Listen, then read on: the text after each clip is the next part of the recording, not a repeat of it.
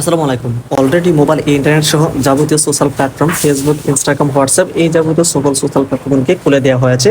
তো এখানে অলরেডি কিন্তু দেখতেই পাচ্ছ মোবাইল ইন্টারনেট চালু হয়েছে। একটি এখানে নিউজ কিন্তু এখানে তৈরি করা হয়েছে। এখানে দেখুন একদিন বন্ধ থাকার পর আবারও চালু হয়েছে মোবাইল ইন্টারনেট। আজ সোমবার 5 আগস্ট 2টার পর মোবাইল ইন্টারনেট চালু করা হয়েছে।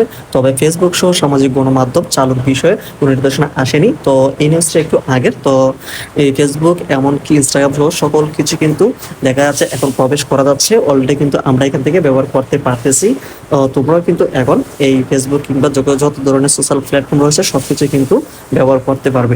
আগের মতো আস্তে আস্তে কিন্তু সকল প্ল্যাটফর্মগুলিকে এমনকি নেটওয়ার্কগুলি গতিশীল হয়ে যাবে আশা করছি। এছাড়া এখানে সবার মুখে মুখে আরেকটি নিউজ রয়েছে, শেখ হাসিনা সরকার কিন্তু পদত্যাগ করেছেন। এছাড়া কিন্তু অবশ্যই দেখে গিয়েছে দেশও কিন্তু ছেড়েছে। এই বিষয়টি এখানে আমরা একটু দেখে নিই। শেখ হাসিনা সরকারের পদত্যাগ, অন্তর্বর্তীকালীন সরকার গঠন করা হবে।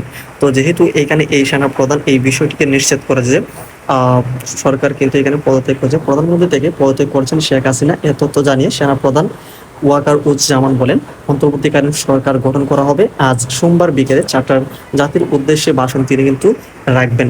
সেনাবাহিনীর প্রধান জেনারেল ওয়াকার উজ্জামান বলেন, রাজনৈতিক ক্রান্তিকাল চলছে, একটি অন্তর্বর্তী সরকার গঠন করা হবে, সব হত্যার বিচার হবে, সেনাবাহিনীর উপর আস্থা রাখেন। আমরা রাজনৈতিক দলের নেতাদের সঙ্গে বৈঠক করেছি।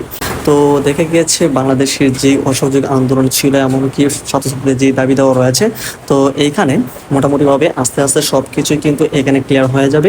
এছাড়া বড় যে আমরা এখানে যে নিউজটা আমরা প্রোভাইড করতে চাচ্ছিলাম, ফেসবুক সহ সকল ধরনের সোশ্যাল প্ল্যাটফর্ম এমনকি ইন্টারনেট সব কিছু কিন্তু সচল অবস্থা রয়েছে।